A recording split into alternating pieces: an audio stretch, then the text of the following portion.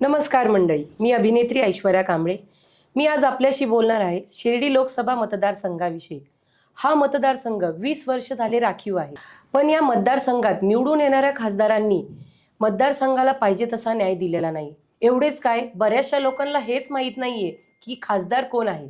आणि पंतप्रधानही चुकीचे निर्णय घेत असतील, त्यांनाही दिल्लीत जाऊन लढतील. मी आज आपली ओळख शिर्डी मतदारसंघाला योग्य न्याय मिळवून देतील आणि दिल्लीलाही साईबाबांच्या शिर्डीपुढे झुकवतील असे सर्वात तरुण आणि दमदार भावी खासदार म्हणजेच भारत संभाजीराजे भोसले. नमस्कार सर. मला सर्वप्रथम आपल्या ह्या दमदार नावाविषयी माहिती द्या. नमस्कार मॅडम. मॅडमनी आत्ता जी तारीफ केली, बऱ्यापैकी मॅडमचं खरंच मनापासून जेवढं आभार मानले पाहिजे ते थोडेच आहेत. मॅडम, आता हे खरं हे नाव हे मला योगायोगाने म्हणजे याच्या मागं ज्या व्यक्तीचं श्रेय आहे ती माझी पणजी अनुसाहेबाई दगडू भोसले. वयाचे 105 वर्ष ती जगली आणि तिचं जे स्वप्न होतं तिने ते माझ्यात बघितलं. तिने तिच्या नातांचं नाव शिवाजी संभाजी ठेवलं, कारण शिवाजी महाराजांची ती खूप मोठी फॅन होती. आणि त्याच्यानंतर योगायोगाने माझं नाव तिने भारत ठेवलं, कारण भरत नावाच्या राजाची पण ती खूप फॅन होती. आणि हे नाव ठेवण्यामागं तिला असं तिने मला लहानपणी सांगितलं. वयाची तिचं मला फक्त ती 12च वर्ष भेटली, पण त्या 12 वर्षात असं काही शिकून गेली का जगातला कुठलाही माणूस माझ्यासमोर बसला आणि त्याच्या ज्या काही समस्या आहे ते मी 100% सोडू शकतो. तर हे नाव ठेवण्यामागं, कारण भरत नावाचा जो राजा होता त्याचं तर श्रेय आहेच आहे, पण डॉक्टर बाबासाहेब आंबेडकरांची चळवळ आमच्या पणजीने खूप जवळून बघितलेली आहे. आणि बाबासाहेबांची ती खूप मोठी फॅन होती आणि बाबासाहेबांनी हिंदुस्थानाला भारत नाव दिलं आणि या नावाला कुठंतरी ती मोहित झाली आणि तिला असं वाटलं का आपल्या पंथाचं नाव पण भारत पाहिजे आणि म्हणून तिनं हे भारत नाव दिलेलं आहे. आणि लहानपणीच मला सांगितलं, बाळा तू जन्माला आला तर 100% आपण मरणार आहोत, पण जाता जाता तुला या समाजासाठी काहीतरी करायचं आहे. आणि मला लहानपणीच सांगितलं का बाळा माझं स्वप्न तुझ्याकडून खूप मोठं आहे, तिला मला या देशाचं पंतप्रधान होताना बघायचं आहे आणि त्याच दिशेने माझी वाटचाल चालू आहे. आज माझी म्हणजे जनतेला माझी इच्छा कळालीच काय पाहिजे का भविष्यात मला देशाचा पंतप्रधान व्हायचं आहे. आणि म्हणून आज मी तुमच्यासमोर या नावामुळं, खूप दमदार नाव आहे, या नावामुळे माझे कामं म्हणजे अडतच नाही. जेव्हा मी फोनवर जरी बोललो, समोरच्या व्यक्तीने मला बघितलं नसेल तरी फक्त असं भारत संभाजीराजे भोसले बोलतो एवढ्यामुळेच माझं समोरचे कामं होतात. आणि मला खरंच माझ्या पणजीचं आता मनापासून आभार मानावं वाटतं का तिने मला एवढं दमदार नाव दिलंय. सर, मला एक सांगा, तुम्ही राजकारणात येऊन डायरेक्ट शिर्डी लोकसभा लढण्याचा का निर्णय घेतला? मॅडम, याच्या मागं खरं तर एक खूप मोठी परिस्थिती आहे. आणि आज मी मुलाखतीला सुरुवात करण्यापूर्वी जे माझे गुरु आहेत आणि गुरूंचे पण गुरु आहेत आणि गुरूंच्या गुरूंचे पण गुरु आहेत आणि या तिघांनी पण समाजाला यस यस यस दिलेला आहे. आणि ज्यावेळी मी एस एस एस बोलतो त्यावेळी मी खूप मोटिवेट होतो. तर हे एस एस काय आहे आणि माझे गुरु कोण आहेत याबद्दल मी सर्वात प्रथम सांगणार आहे. माझे गुरु ज्यांच्यामुळे या जीवनाचं सोनं झालं ते माझे गुरु डॉक्टर बाबासाहेब आंबेडकर यांनी या देशाला संविधान दिलं. माझे गुरु डॉक्टर बाबासाहेब आंबेडकर यांचे पण गुरु शिक्षणाचे जनक क्रांतीसूर्य ज्योतिबा फुले यांनी आपल्याला शिक्षण दिलं. आणि महात्मा फुलेंचे पण गुरु छत्रपती शिवाजी महाराज रयतेचे राजे यांनी आपल्याला स्वराज्य दिलं. आणि म्हणून या तिन्ही महामानवांना वंदन करून आपण या मुलाखतीला सुरुवात करूया. मॅडम, लोकसभा डायरेक्ट लढवण्याचं कारण असं की मी तुम्हाला सांगितलं माझ्या पणजीने माझं नाव का भारत संभाजीराजे भोसले ठेवलं, हे एक तर कारण आहे. पण आजची परिस्थिती बघता मी एक सर्वसाधारण कार्यकर्ता आहे आणि कार्यकर्ता असताना आपण बघितलं पक्षांवरती विश्वास ठेवला, पक्षाने जो निर्णय घेतला, जो आमदार खासदार आपल्या मतदारसंघाला दिला, आपण डोळे झाकून त्यांच्यावरती विश्वास ठेवून त्यांना मतदान केलेलं असतं. पण ज्यावेळेस ते कुठंतरी लोभापायी बळी पडतात आणि विकले जातात आणि निवडून आल्यानंतर आपण जे आपले विरोधक आहेत म्हणजे जे दुसऱ्या पार्टीच्या बाजूने असतात त्यांच्यासमोर आपण खूप छानपणे डान्स वगैरे केलेला असतो, आमचा खासदार निवडून आला आणि भविष्यात 2 महिन्याने असं कळतं अरे तुमचा खासदार विकला गेला आणि तो आमच्या पार्टीकडून आला. त्यावेळेस ज्या समोरचे लोक बोलतात ना त्यावेळेस खूप वाईट वाटतं. आणि माझ्यासारखीच सगळ्या कार्यकर्त्यांची अशी परिस्थिती झालेली असते. आणि जे आपले विचार असतात, आपण जे मतदारसंघात कामं करू शकतो तसे जे आपण ज्यांच्यावर विश्वास ठेवला ते करू शकत नाही. आणि म्हणून मी स्वतः या मतदारसंघात खासदार म्हणून उभं राहण्याचा हा निर्णय घेतलेला आहे. आणि असं दाखवायचं आहे का एक शेतकऱ्याचा मुलगा पण खासदार होऊ शकतो, ही एक या मतदारसंघातून माझी चळवळ असणार आहे, तळमळ असणार आहे आणि म्हणून मी डायरेक्ट मतदारसंघात येऊन खासदार होण्याचा निर्णय घेतलेला आहे. सर, आपण शिर्डी लोकसभा अपक्ष का लढवणार आहात? मॅडम, अपक्ष लढण्याचं कारण एक असं आहे का डॉक्टर बाबासाहेब आंबेडकरांवरती एक सॉन्ग रिलीज झालेलं आहे आणि ते मला खूप आवडतं. मला ते सॉन्ग बोलता येणार नाही, पण त्याचे एक थोडक्यात शब्द सांगतो. तुला भीमानी बनवलं वाघ, तू का फिरतोस लांडग्या मागं. म्हणजे आपण आजचे जे आपले नेते आहेत, समाजाचे जे नेते आहेत, ते कोणाच्या तरी पक्षश्रेष्ठींवरती अवलंबून आहेत. पक्षाने दिलं तरच त्यांना तिकीट भेटणार आहे आणि बाबासाहेबांमुळे आज आपण मतदानाचा आपल्याला अधिकार दिलाय. बाबासाहेबांमुळे आज आपण कुठल्या तरी पदावर उभं राहतो, तर आपण का कोणत्या पक्षश्रेष्ठींचा निर्णय मानायचा? जर आपल्याला आपल्या मतदारसंघात काम करायचं असेल तर कोणत्या तरी पक्षश्रेष्ठी सांगणार तेव्हाच आपण निर्णय घेणार. तर हे मला कुठंतरी बुद्धीला पटत नाही. आणि भारत 1947 साली स्वतंत्र झाला आहे आणि माझं नाव भारत आहे. मला गुलामगिरी अजिबात आवडत नाही, म्हणून मी माझे निर्णय स्वतः घेतो आणि म्हणून मी या मतदारसंघामध्ये अपक्ष लढण्याचा निर्णय घेतलेला आहे. सर, तुमचं आजच्या राजकारणाविषयी काय मत आहे?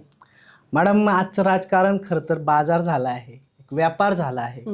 आज बघितलं जे काही केंद्रातून राज्यात जे कामं मंजूर होतात, मी स्वतःही 2018 पर्यंत एक गव्हर्नमेंट कॉन्ट्रॅक्टर राहिलेलो आहे आणि मला अक्षरशः लोकप्रतिनिधी आजची एखाद्या काम जर द्यायचं असेल, आज आपण बघतो ई टेंडर झालंय, पण ई टेंडर पण मॅनेज करतात आणि एखादं काम आजच्या स्थितीला 25% विकलं जातं. म्हणजे लोकप्रतिनिधी 15% अमाऊंट घेतात, 10% जे शासनाचे अधिकारी आहेत, इंजिनियर वगैरे, ते 10% घेतात, 10% कटिंग होते. म्हणजे जर एखादं काम 100 रुपयाचं असेल तर त्याच्यामध्ये 35 रुपये हे कटिंगमध्ये जातात, 10-20% ठेकेदार होतात आणि ते काम 40 ते 50% होतं.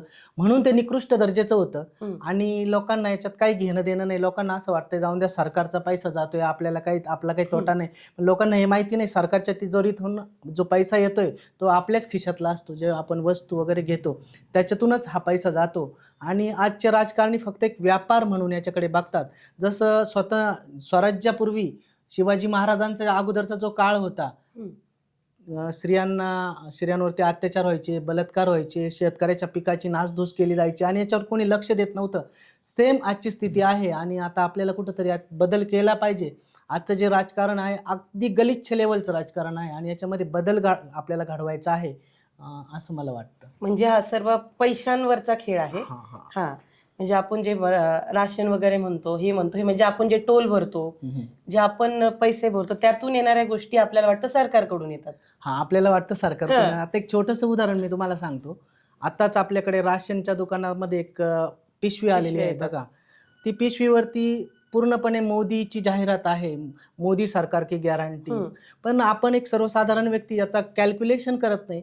आज ती पिशवी बनवायची म्हटलं तर 15 ते 20 रुपये खर्च आहे आणि 100 करोड लोकांना जर ती पिशवी वाटली तर आज जवळपास आपल्या तिजोरीतले, सरकारच्या तिजोरीतले जवळपास 1500 ते 2000 कोटी रुपये खर्च झालेले आहे आणि त्याच्यावरती जाहिरात आहे, मोदी सरकार की गॅरंटी. जर भारत सरकारचा पैसा वापरणार आहे आणि मोदी सरकार गॅरंटी देणार म्हणजे काय बाप का राजे काय? याच्यामध्ये कुठेतरी काहीतरी बदल झाला पाहिजे. आणि जर आपल्यासारखे तरुण जर पुढे आले नाही तर हा देश, मोदींचं एका भाषण मी ऐकलं होतं, त्याच्यामध्ये मोदी म्हणतात माझ्या रक्तात व्यापार आहे आणि मी व्यापारी आहे. तर मोदींनी खरंच हा देश विकलाय आणि आज आपण जर लक्ष दिलं नाही तर भविष्यात आपण परत पहिल्यासारखे गुलाम असणार आहोत.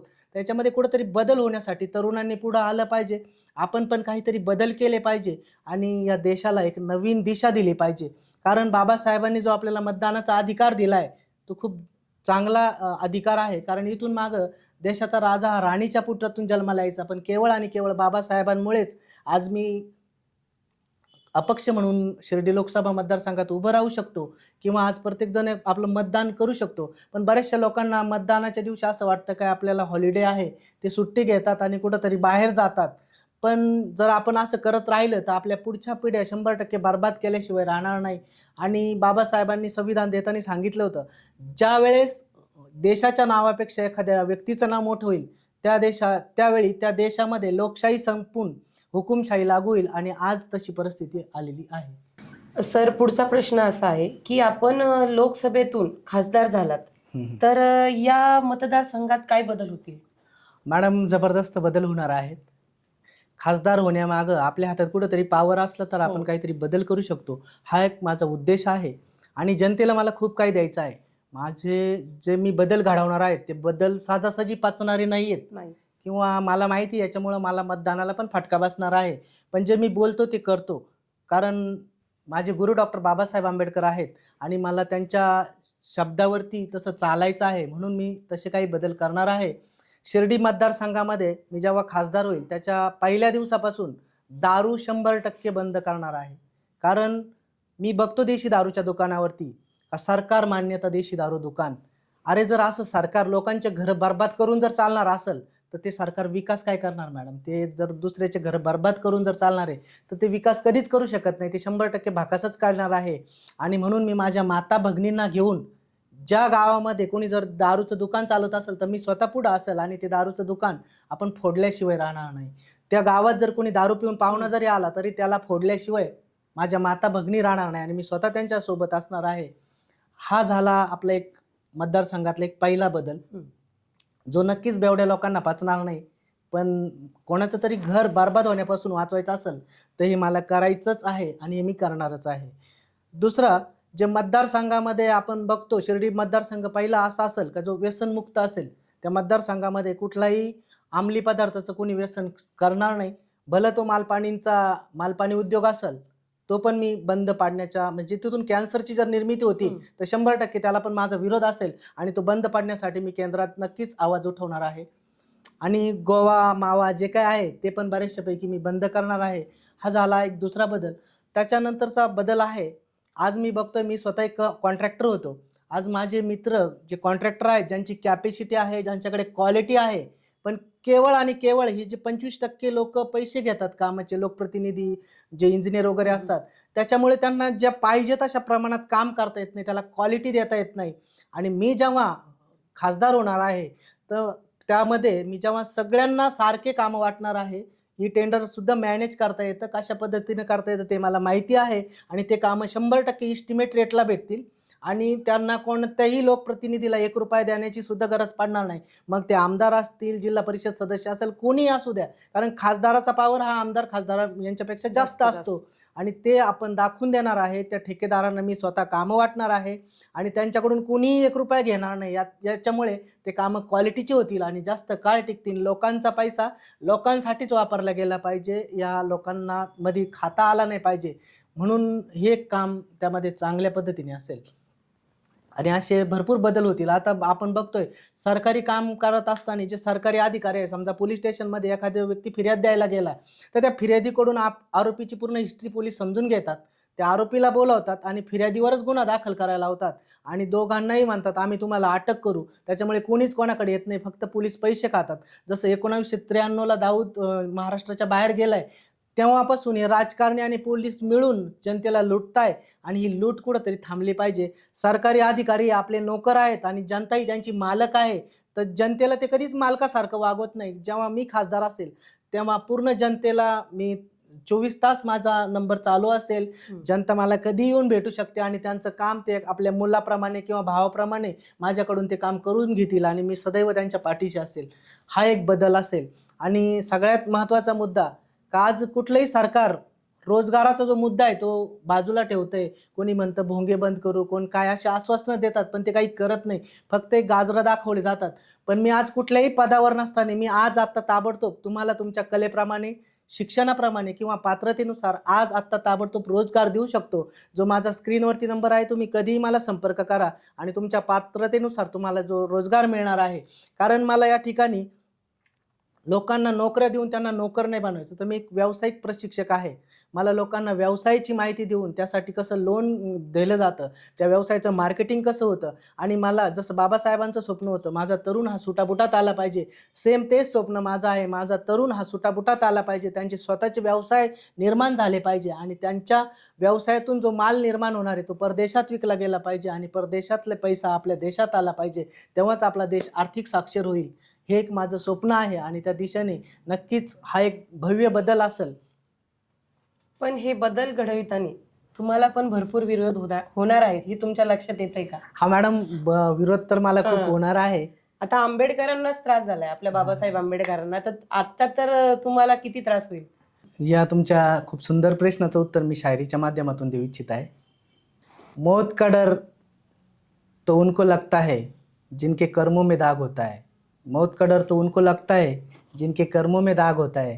हम तो बाबा साहब की औलाद है, हमारे तो खून में ही आगे, खून में ही आगे. वा सर, म्हणजे यांनी पाहिलं शायरीतून कसं उत्तर दिलं. म्हणजे खरंच मी म्हणते हे युनिक खासदार असणार आहेत शिर्डी मतदारसंघाचे. मी पण आता उत्सुक आहे यांना खासदार बनताना पाहण्यात. सर, आपण नावाप्रमाणेच दमदार आणि तरुण खासदार असणार आहात. तर तुम्ही या तरुणाईला काय देणार आहात? मॅडम, नक्कीच खूप छान प्रश्न विचारला तुम्ही. तरुणाईला मी तर खूप काही देणार आहे. पहिलंच मी तुम्हाला सांगितलं, तरुणाईला सुटापुटात आणणार आहे. त्यांना नोकर नाही तर स्वतःच्या व्यवसायाचा मालक बनवणार आहे. पण सगळ्यात महत्त्वाचा विषय जो तुमच्याही पण मनात आहे, तुम्ही पण तरुण आहात, मी पण एक तरुण आहे. आणि तरुणांना काय पाहिजे असतं किंवा तरुणांचं काही दुःख असतं हे मी अगदी जवळून बघितलेलं आहे. आणि योगायोगाने माझ्या नशिबात ते दुःख आलं नाही, कदाचित तुमच्याही नशिबात ते दुःख येऊ नये. आता आपण त्या दुःखाबद्दल बोलणार आहे. खरं तर मॅडम, ह्या जाती धर्मामुळं जे तरुणांना त्यांचं प्रेम मिळत नाही, ते सगळ्यात महत्त्वाचं तरुणांचं दुःख आहे. आणि ज्यावेळेस आपलं प्रेम आपल्याला भेटत नाही त्यावेळेस खूप मोठं दुःख होतं आणि तो तरुण त्याच्या ऐन उमेदीच्या काळातच हरल्या जातो आणि तो भविष्यामध्ये काही करू शकत नाही. तो एक तर व्यसनाच्या आहारी जातो किंवा काय. आणि या प्रेम तुटल्यामुळे फक्त त्याचा एकच लॉस होत नाही त्याचा एकट्याचा, ती प्रियशी पण लॉसमध्ये असते, प्रियकर पण लॉसमध्ये असतो. आणि तिचं लग्न दुसऱ्यासोबत फॅमिलीच्या मुळे किंवा समाजाच्या मुळे तिचं दुसऱ्याबरोबर लग्न होतं. तो दुसरा पण डिस्टर्ब होतो आणि याचं पण दुसरी बरोबर लग्न होतं. ती पण ते एकमेकाला वेळ देऊ शकत नाही आणि त्याच्यानंतर अनैतिक संबंध वाढतात. आणि आपण बघतो आज पोलीस स्टेशनला एवढ्या केसेस येतात. तर तरुणाईला ज्यांचं खरंच 18 वर्ष मुलीचं वय पूर्ण आहे आणि ज्या मुलाचं वय 21 वर्ष पूर्ण आहे, जे बाबासाहेबांचं स्वप्न होतं इंटरकास्ट मॅरेज, त्यांनी आज कायद्यामध्ये खूप सुविधा करून ठेवलेल्या आहेत. जे परजाती विवाह करतात त्यांना सरकारकडून अनुदान पण भेटतं, लाभ पण भेटतो. आणि बाबासाहेबांच्या पावलावर पाऊल ठेवून मी शिर्डी मतदारसंघातील काही पण पूर्ण भारतातील जे काही लोकांना प्रियकर असो किंवा प्रेयसी असो, त्यांना जी मदत पाहिजे असते, त्यांना एक त्यांच्या मागे कोणीतरी खंबीरपणे उभा राहणारा, त्यांना एक मार्गदर्शक पाहिजे असतो, त्यांना एक रोजगार पाहिजे असतो आणि समाजापासून त्यांना वाचवणारा कोणीतरी व्यक्ती, कोणीतरी भाऊ पाहिजे असतो. त्या सर्वांचा भाऊ होण्याची तयारी माझी असेल आणि त्यांचं लग्न लावून देण्याची आणि त्यांची पूर्ण व्यवस्था करण्याची जबाबदारी मी स्वतः घेईल. आणि जर आपण असं केलं तरच ही जाती व्यवस्था मोडून जाईल आणि आपण कुठंतरी सगळे, कारण कोणत्या जातीत कोणत्या धर्मात जन्माला येणार हे आपल्याला माहीत नव्हतं. मग आपली काय चूक आहे ज्या जातीत जन्माला येऊन? तर ह्या जाती जाण्यासाठी, कारण बाबासाहेब म्हणत होते त्यांच्या स्पीचमध्ये नेहमी बोलायचे, I am first Indian and last Indian. मी प्रथम भारतीय आहे आणि शेवटी पण भारत आहे आणि योगायोगाने माझंच नाव भारत आहे. तर आपण जात ही नसली पाहिजे आणि म्हणून परजाती विवाहाला मी जास्त सपोर्ट करणार आहे. आणि ज्यावेळेस त्यांचं प्रेम एकमेकाला भेटणार आहे तर 100% ते यशाच्या शिखरावर जाऊन पोहोचणार आहे. आणि इथून पुढचं आपलं भविष्य, तरुणांचं जे फ्युचर असणार आहे ते ब्राईट असणार आहे. त्यांना एक उत्तुंग भरारी त्यांच्या आयुष्यात ते मारू शकतात. कारण मला तर प्रेम भेटलेलं आहे, पण तसं तुम्हालाही पण भेटावं सगळ्यांना. आणि हे जे दुःख आहे जे ऐन तारुण्यात भेटतं, तो जर चटका भेटला नाही तर सगळे प्रगती करतील अशी मला आशा आहे. आणि तरुणांसाठी माझ्याकडून खूप मोठं गिफ्ट असणार आहे. अरे वा सर, म्हणजे तरुणाईचा किती विचार करताय सर, तुम्ही पाहिलंय का? म्हणजे आजकाल किती मुलं मुली म्हणजे जाती भेद होत आहेत, त्याच्यातून वेगळे होत आहेत, मन मारून लग्न करावं लागतंय किंवा मन मारून फॅमिली आपली सांभाळावी लागते घरच्यांसाठी. म्हणजे मी सरांना खरंच सल्यूट करते ह्या गोष्टीसाठी की त्यांनी तरुणाईचा कुठून विचार केलाय लग्नापासून, त्यांना किती न्याय, त्यांचा परिवार, तुमचा फ्युचरचा पण विचार करून सर म्हणजे खासदार झाल्यावर ते काय करतील, आत्ता फक्त बोलतायत तर त्यावेळेस काय काय करतील. धन्यवाद सर. सर, मला एक सांगा, तुमच्या खासदारकीचे प्रचाराचे स्वरूप कसे असेल? मॅडम, आता खरं तर मीडियाचा जमाना आहे, यूट्यूबचा जमाना आहे, फेसबुकचा जमाना आहे आणि मी स्वतः एक कार्यकर्ता राहिलेलो आहे. मी जेव्हा आपण एक लहान असतो, जेव्हा आपण एखाद्या पक्षाचा एखादा नेता आपल्या गावात येतो आणि तो कुठेतरी आपल्याला सभेला बोलवतो, तर आपण एक 50-60 रुपये कोणाकडून तरी उसने घेऊन मित्र एकत्र करून गाडीत पेट्रोल टाकून आपण त्या सभेला जातो, तिथं खुर्च्या उचलतो. असे सगळे कामं मी केलेले आहेत आणि मला ती खंत आहे. कारण मी कार्यकर्ता नंतर आता खासदार होणार आहे, तर त्या गोष्टी मी टाळणार आहे.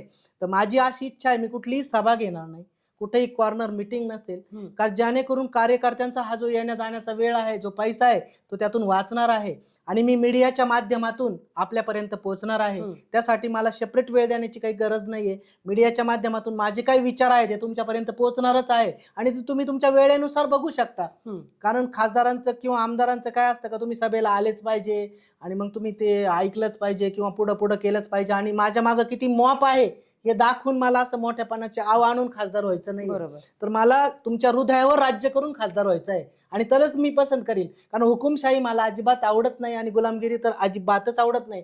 म्हणून माझ्या प्रचाराचं स्वरूप हे जो आपला आधारस्तंभ आहे मीडिया, तर लोकशाहीचा जो आधारस्तंभ आहे मीडिया, तर त्याला आपण सपोर्ट करून त्याचा सपोर्ट घेऊन त्या माध्यमातूनच माझा प्रचार असणार आहे आणि मला विश्वास आहे मीडियाच्या माध्यमातून मी तुमच्या घराघरात पोहोचणार आहे. ज्यांच्यापर्यंत मी पोहोचणार आहे ते पुढे 10 लोकांना पोहोचवतील आणि हे जर माझे विचार पटत असेल तरच पोहोचवा. मला असं अपेक्षा नाही का मी खासदार झालोच पाहिजे. जर तुम्हाला बदल पाहिजे असेल तरच मला मतदान करा, अशी मी जनतेला आज पण आवाहन करतो. पण आता आपण पाहणार आहोत खासदारकीला, म्हणजे आता राजकारणी लोक बाहेर पडणार, प्रत्येकाकडे मतदान मागायला जाणार, काही फॉर्मॅलिटीज असतात त्या पूर्ण कराव्या लागतात. तुम्ही म्हणताय मी मीडिया थ्रू जाणार आहे, पण तुम्हाला कुठेतरी लोकांपर्यंत पोहोचावे लागेल, स्वतःहून त्यांच्याशी चर्चा करावी लागेल. कारण ज्यावेळेस ती तुमची मीटिंग भरत, तुम्ही हेच मुद्दे त्यांच्यासमोर मांडतात, कुठेतरी त्यांच्या डोक्यात बसतील अरे नाही हा. आणि आता तुम्ही पण पाहताय टेबला खालून पैसे पण जातात मतदानाच्या ह्याच्यात, हाय ते रिअल बोलते. हा, म्हणजे तुमचं पण काही त्याच्याविषयी मत? नाही मॅडम, मला जेव्हा माझा एक व्हिडिओ पण आणि आहे, तुम्ही खूप समाजकार्य केले, खूप जणांना, महिलांना न्याय मिळवून दिलाय, कामं दिलीत, म्हणजे मी खूप काही ऐकलंय तुमच्याबद्दल.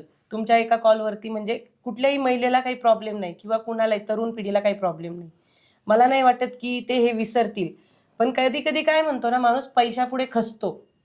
बरोबर आहे. हा, मग तुमचं काय म्हणणं आहे याच्यावर? मॅडम बरोबर आहे तुमचं. 2000 5000 लोक वाटतात, हं. पण ते तात्पुरत्या स्वरूपाची मदत असते. हं. दारू पिले गेले, संपला विषय. मला असं काही करायचं नाही. मला तुम्हाला रोजगार देऊन तुमची लाईफ कंपल्सरी बदलून टाकायची आहे. म्हणजे जे तुम्ही आज 2 5 10 हजार कमवत असाल, मला तुम्हाला लाखो रुपये कसे कमावता येतील असं शिकवायचं आहे. आणि मी असं नाही की मी खासदार झाल्यावरच करेल. तुम्ही आज आत्ता ताबडतोब मला संपर्क करून तुमचं आयुष्य बदलू शकता. पण मला बाबासाहेबांचे ते शब्द आठवतात. बाबासाहेब त्या दिवशी खूप खुश होते ज्या दिवशी त्यांनी हे मतदानाचा अधिकार आपल्या सर्वांना दिला होता. आणि संसदेतून बाहेर पडताना त्यांच्या चेहऱ्यावरती एक वेगळं स्माईल होतं. संसदेच्या बाहेर पडताना बाबासाहेब खूप खुश होते आणि त्यांना आचार्य कृपलानी भेटतात आणि म्हणतात, बाबासाहेब आज काय भानगड आहे, तुम्ही खूप खुश दिसताय. तर बाबासाहेब त्यांना म्हणतात, इथून माग देशाचा राजा हा राणीच्या पोटातून जन्माला यायचा, पण मी आज अशी काही गोष्ट केली आहे का यामुळे देशाचा राजा हा राणीच्या पोटातून नाही तर मतदार पेटीतून जन्माला येणार आहे. आणि मॅडम त्यावेळेस आचार्य कृपलानी म्हणतात, बाबासाहेब तुम्हाला माहिती आहे तुमचे लोक विकाऊ आहेत, गुलाम आहेत आणि बेरोजगार आहेत, तर नक्कीच आम्ही त्यांना विकत घेऊ आणि आमची सत्ता प्रस्थापित करू. याचे उत्तर देताना बाबासाहेब म्हणतात, मला माहिती आहे माझे लोक गुलाम आहेत, विकाऊ आहेत, पण ज्या दिवशी त्यांना या मताची किंमत कळेल त्यावेळेस त्यांचं मतदान विकत घेऊ पाहणारे इतकं भिकारी कोणीच नसेल. आणि मॅडम आज ती वेळ आलेली आहे. आज लोकांना माहिती आहे मतदानाचे पैसे घेऊन काही उपयोग नाहीये. कारण आज जर आपण पैसे घेऊन जर एखाद्याला मतदान केलं तर नक्कीच जर आपल्याला त्यांनी 10 लाख रुपये खर्च केला तर त्याच्यापासून 1 कोटी कसे मिळतील याचा विचार करणार आहे. आणि आपण बघितलं शिर्डी मतदारसंघातले जे मागचे खासदार आहेत ते 100% विकले गेलेले आहे पैशासाठी, या पार्टीतून त्या पार्टीत, त्या पार्टीतून त्या पार्टीत. मग जर असे विकाऊ खासदार जर तुम्हाला पाहिजे असेल तर तुम्ही पैसे घ्या, आणि जर तुम्हाला प्रामाणिकपणे मतदारांसाठी काम करणारा, केंद्रात तुमच्याबद्दल आवाज उठवणारा आणि एक दमदार खासदार पाहिजे असेल तर नक्की तुम्ही माझा विचार करा. म्हणजे तुम्ही लोकांसाठी 24 घंटे अवेलेबल राहतात स्वतः. हां हां, हे तुमचं यातून खासदारकीतून दिसून येते.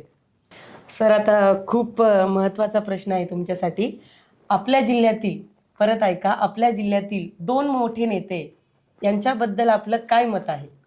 मॅडम खूप छान प्रश्न विचारला, जनतेच्याही मनातला आहे आणि खरंच त्यांच्यावर बोलणे इतका योग्यतेचा मी नाही, पण तरी मी 100% या प्रश्नाचं तुम्हाला उत्तर देणार आहे. आणि एक योगायोग बघा, थोरात साहेब आणि विखे साहेब हे आपल्या नगर जिल्ह्याचे 2 मोठे नेते आहेत आणि मला अभिमान आहे त्यांच्यामुळे आपल्या शिर्डी मतदारसंघात नेहमी महसूल मंत्री पद येत राहतं, खूप मोठ्या लेवलचं पद येतं आणि खरंच त्यांचा अभिमान आहे. त्यांना बघूनच राजकारणासाठी राजकारणात येण्यासाठी मी मोहित झालेलो आहे. पण कधी कधी त्या दोघांमध्ये जो वाद आहे त्याचा ह्या मतदारसंघाला फटका बसतो आणि तो वाद मिटला गेला पाहिजे. कारण आज बघितलं आपण परिस्थिती, आज आमच्या संगमनेरची जर परिस्थिती बघितली मॅडम, तर फक्त दोघांचा जो वाद आहे याच्यातून कुठंतरी एकमेकावरती गैरसमज हे, मी असं म्हणणार नाही का विखे साहेब याला जबाबदार आहेत, जेवढे विखे साहेब जबाबदार आहेत तेवढे त्याला थोरात साहेब पण एवढे जबाबदार आहे. आज बघितलं मतदारसंघातील जेवढे क्रेशर आहेत ते पूर्णपणे बंद आहेत मॅडम, आणि त्यांनी कधी कमवले नसेल एवढा 22 कोटी 24 कोटी असा त्यांना दंड आहे. क्रेशरवाल्यांचं तर काही नाही, त्यांच्यावर 4-5-10 कोटी रुपये कर्ज असतं, ते त्यांचे हप्ते कसे पण ॲडजस्टमेंट करून भरतात. पण त्या क्रेशरवरती जे जागणारे लेबर आहेत, ड्रायव्हर आहेत, लाखो लोक आहेत, ते आज बेरोजगार झालेले आहेत. त्यांच्या फॅमिलीचं त्यांचं मरण येतं त्यामध्ये कित्येक मुलांचं शिक्षणाचा पण प्रश्न त्याच्यामुळे नाही पूर्ण होऊ शकत. अनेक अडचणी त्या ड्रायव्हर किन्नर जे लेबर आहेत त्या सगळ्यांना उद्भवतात. आणि वाळूमुळे आज बघताय, वाळूबंदीमुळे आज हाय रेट आहेत. विखे साहेबांनी सांगितलं होतं 600 रुपये ब्रासने आपण वाळू देणार, ऐकून खूप आनंद झाला होता, पण ते सबसेल फेल ठरलेले आहेत.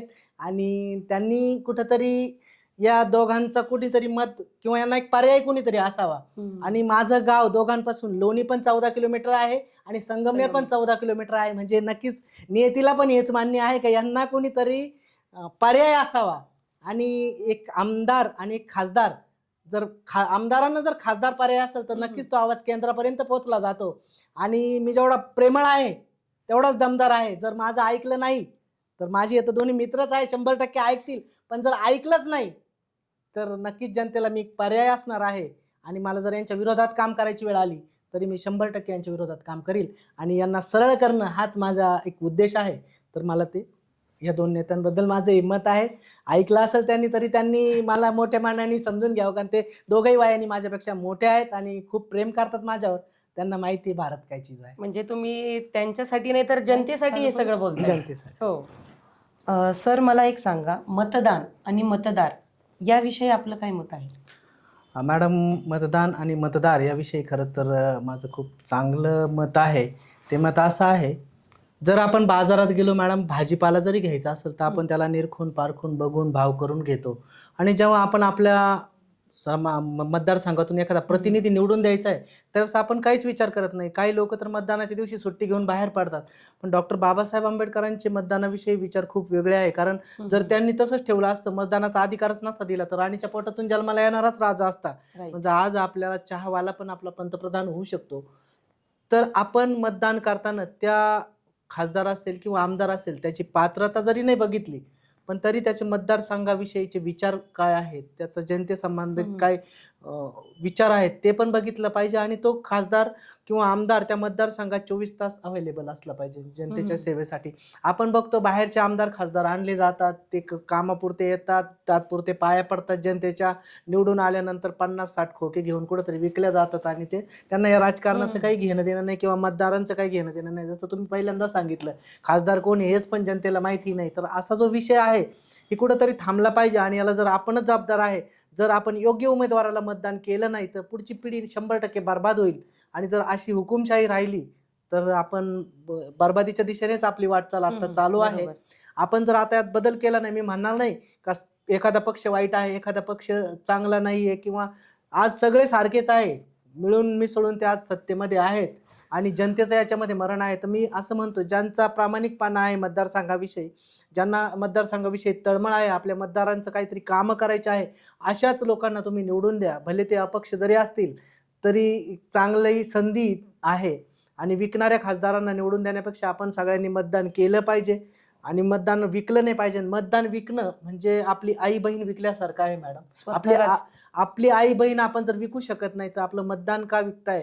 म्हणून मतदान आपण विकलं नाही पाहिजे आणि मतदानाचा अधिकार आपण घेतला पाहिजे. बाबासाहेबांनी दिलेला तो आपल्याला अनमोल अधिकार आहे आणि तो आपण बजावलाच पाहिजे. म्हणून माझी सर्व मतदारसंघातील मतदारांना विनंती आहे, आपण आपलं मतदान न विकता मतदान करावं आणि योग्य उमेदवाराला मतदान करावं. ही मतदान आणि मतदारसंघाविषयी माझी म्हणजे 5 वर्षातून एकदा हात जोडणारा नकोय, तर 5 वर्षही आपल्याशी हात जोडून आणि हात मिळवून राहणारा खासदार पाहिजे. सर, एक महत्त्वाचा प्रश्न, मी असे ऐकले आहे आणि पाहिलेही आहे, काही आमदार खासदार पैशासाठी किंवा काही गोष्टीसाठी विकले जातात. म्हणजे ते पैसा घेतात म्हणजे विकलेच जातात. तर तुम्हाला जर अशी ऑफर आली तर तुम्ही विकले जाल किंवा तुम्ही काही याच्यात कराल? मॅडम खरं तर ते विकले जातात, त्यामध्ये त्यांची काही चूक नाही, कारण आपण पण त्यांच्याकडून मतदानाचे पैसे घेतो हम्म. आणि म्हणून ते पैसे कमावण्याच्या दृष्टीनेच राजकारणात येतात. त्यांना राजकारणाशी काही घेणं देणं नाही, ते एक व्यापार म्हणून राजकारणाकडे बघतात. पण मी तुम्हाला शायरीच्या माध्यमातूनच या प्रश्नाचं उत्तर देऊ इच्छित आहे.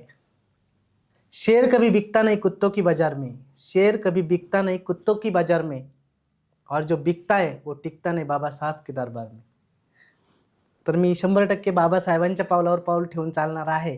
तर मी कधीही विकणार नाही आणि कधीही कोणापुढे झुकणार नाही. मला मतदारसंघातील लोकांपुढे नतमस्तक व्हायला आवडेल, पण मी कोणापुढे विकणार नाही आणि कोणापुढे झुकणार नाही. आणि म्हणूनच मी हे गोष्टी मला करता येऊ नये म्हणूनच मी अपक्ष निवडणूक लढवण्याचा निर्णय जो घेतलेला आहे. आता मतदान होण्याच्या आधी सगळेच आश्वासन देतात, बोलतात.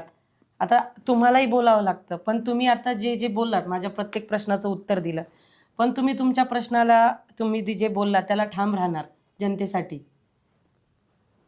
ठाम राहणार की नाही?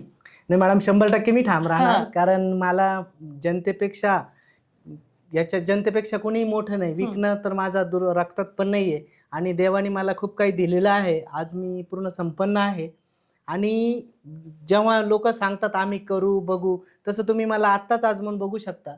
मी आज कुठल्याही पदावर नाही, तरी मी तुम्हाला रोजगार देऊ शकतो, तो पण तुमच्या कलेनुसार, शिक्षणानुसार आणि पात्रतेनुसार. आणि मी कधीही शब्द बदलणार नाही. मतदारसंघामध्ये सगळे जे धाडाडीचे निर्णय मी सांगितले असेल, दारूबंदी असेल, व्यसनमुक्ती असेल किंवा रोजगाराचं असेल, ते 100% मी करणारच आहे आणि त्याच्यात कुठलाही बदल होणार नाही. याला आपला हा व्हिडिओ साक्षीदार असेल. आणि दुसरी गोष्ट, आग से खेलोगे तो जल जाओगे, हवा से खेलोगे तो उड़ जाओगे, पानी से खेलोगे तो डूब जाओगे, लेकिन भारत संभाजीराजे भोसले को साथ दोगे ना तो मालामाल हो जाओगे. वा. आणि जे शब्द मी वापरलेतात, तर खरंच तुम्ही माझ्यासोबत येऊन मालामाल होऊ शकणार आहात. तुमच्यासाठी आज एक लाईव्ह उदाहरण म्हणजे माझी बिझनेस पार्टनर विद्या भंगीलाही तुम्ही विचारू शकता त्याच्यामध्ये काय बदल झालेत, काय नाही. नमस्कार विद्याताई. नमस्कार. आत्ताच सर जे बोलले, तुम्ही त्यांच्याबरोबर असता नेहमी, तर तुमच्यात काय बदल घडले आम्हाला सांगा. नमस्कार, मी विद्या संतोष अभंग. मॅडमने प्रश्न विचारलाच तर सर्व जनतेला संगमनेरमध्ये तरी आणि नगरमध्ये तरी माहिती आहे की मी सरांसोबत असतेच. आणि माझ्यात काय बदल झाला म्हणजे गेल्या मी 5-6 वर्षापूर्वी मी अशी बोलू शकत नव्हते, कारण की मी खूप घाबरायचे. पण सरांचं हे धडाडीचं नेतृत्व आणि सर एवढं छान बोलतात, त्यांच्यासोबत सानिध्यात राहून मीही चांगली बोलायला लागले आणि गेल्या 2 वर्षामध्ये माझंही थोडंफार कुठेतरी नाव येतंय. मी धडाडीचे कामं केले सरांसोबत राहून. तर मी एवढंच सांगू इच्छिते की सरांनी जे काही इंटरव्ह्यूमध्ये सगळ्या गोष्टी बोलल्यात, तर सर जे बोलतात ते करतातच, हे संगमनेरकरांना चांगलंच माहिती आहे. तर मी एवढंच सांगेल की सरांनी आता रोजगाराचा मुद्दा उचलला किंवा युवकांसाठी जे काही बोलले ते करण्यासाठी मी हे आश्वासनं दिले समजा सरांनी, तर ते नक्कीच सर करतील. पण सरांसोबत आपण सर्वजण आलात, शिर्डी मतदारसंघ जर सरांसोबत आला आणि सरांना एक खासदारकी सर जर खासदार झाले तर आपल्याला एक मतदारसंघाला धडाडीचं नेतृत्व लागेल आणि सर जे बोलले त्या सगळ्या गोष्टी होतीलच. कारण की मी तरी आतापर्यंत असं बघितलं नाही की कुठला मंत्री किंवा खासदार किंवा आमदार सरांसारखं ह्या सगळ्या गोष्टी बोललाय. म्हणजे आता राजकारणात बघा काय चालू आहे, हा इकडे जातोय तिकडे जातोय, 50 खोके घेऊन कुठे गुवाहाटीला गेले होते समजा आमदार सगळे. तर अशा गोष्टी सगळ्या चालू आहेत. तर मी एकच जनतेला सल्ला देईल की आता हुशार होण्याची आपल्यावर वेळ आलेली आहे. कारण की पक्ष किंवा आपण पक्ष बघतो फक्त, पण तो जे नेतृत्व उभं राहिलंय समजा आमदार खासदार केलं त्याच्याकडे बघून मतदान नाही करत आपण पक्ष म्हणून आज सगळेजण आमदार खासदार आहे किंवा सत्ता आहे आज भाजपची, ती पण फक्त भाजप पक्ष म्हणून आहे. पण आपण सर्वांनी जनतेने एक विचार केला पाहिजे की आता ही संधी आपल्याला वारंवार येणार नाही. अपक्ष जे म्हणजे महाराष्ट्रात किंवा भारत देशामध्ये अपक्ष जे लोक उभे राहतील आमदार खासदारकीला त्यांना आपण निवडून दिला पाहिजे. कारण की प्रत्येक वेळेस हा 10 वर्ष 5 वर्ष एकच आमदार किंवा खासदाराला निवडून देतोय, त्याला धड बोलताही येत नाही किंवा तो संसदेत जाऊन आपले प्रश्नही मांडू शकत नाही, तरी सुद्धा आपण त्याला निवडून देतो. का? तर फक्त पक्षामुळे. पण आज मी पूर्ण जनतेला आव्हान करते एकच की तुम्ही भारत सरांना तर निवडून द्याल, मी आशा करते. भारत सरांना तर संधी द्याल मी आशा करते. पण असे धडाडीचं नेतृत्व जे महाराष्ट्रामध्ये असेल ते अपक्ष उभं राहिले त्यांनाही तुम्ही संधी द्या आणि एक इतिहास नवीन आपण घडवू 2024ला की अपक्ष लोकांचं सरकार आलं पाहिजे ना. म्हणजे जिथे लोकांचं राज्य पाहिजे. राज्य म्हणजे अपक्ष हा. लोकांचं. आज सर शेतकरी कुटुंबातील म्हणजे खूप कष्ट हा, करून सर हा. आज इथपर्यंत आलेले आहे. आणि जे कष्टाळू लोक आहे आणि धडाडीचं नेतृत्व आहे त्यांना जर तुम्ही संधी दिली तरच शेतकऱ्यांचंही कल्याण होईल आणि आपल्या गोरगरीब जनतेचंही कल्याण होईल. आज आपण म्हणतोय मोदी सरकार मोदी सरकार, पण आज बघतोय आपण 1100 रुपये टाकी झाली, गॅसची टाकी झाली, पेट्रोल डिझेलचे भाव वाढले. आता सध्या 100 रुपयाने, कालच माझ्या आईने टाकी घेतली तर 100 रुपयाने फक्त कमी केली. फक्त का तर इलेक्शन जवळ आलंय म्हणून. तर 5 वर्ष आपण एवढं महागाईमध्ये दिवस काढले, पण आज मोदी सरकार फक्त इलेक्शन पुरतं म्हणजे त्यांचा डाव साधून घ्यायचाय. त्यांना 2024ला परत सत्ता आणायची, यासाठी फक्त आपल्याला काय म्हणतात त्याला गुंडवतंय किंवा आपल्याला एक क्षणिक ते क्षणिक सुख आनंद. देते, हा, आनंद क्षणिक सुख. देते की आम्ही हे केलं ते केलं आणि आम्ही हे करू शकतोय. हा. पण ते कधी फक्त इलेक्शन आल्यावरती. तर हे आपण सगळ्यांनी समजून ह्या वेळेस सुज्ञपणाने बाबासाहेब आंबेडकरांनी आपल्याला जो अधिकार दिलाय तो खूप मोलाचा आहे. तो विकत घेतो आपण, म्हणजे एखाद्या आमदार खासदार कोण आपण पैसे घेऊन ते मतदान विकतो. तर मतदान न विकता सुज्ञपणाने आपण अपक्ष जनतेला उमेदवाराला मतदान देऊ आणि अपक्ष सत्ता आणू असं मला वाटतं. धन्यवाद. अरे वा वा वा. म्हणजे मॅडमच्या आणि सरांच्या बोलण्यातून हे कळून येते की सर करून दाखवतील प्रॅक्टिकली. खरंच खूप छान वाटलं सर तुमच्याशी बोलून. मी एवढी साईचरणी व देवाचरणी प्रार्थना करते ह्या वर्षी तुम्ही नक्कीच खासदार म्हणून मला पाहायला किंवा जनतेला पाहायला आवडेल. छान बोललात आणि जे बोललात ते करून दाखवतीलच. धन्यवाद. धन्यवाद. सर्वांना माझा निळा पिवळा हिरवा भगवा लाल पांढरा कडक जय संविधान जय भारत.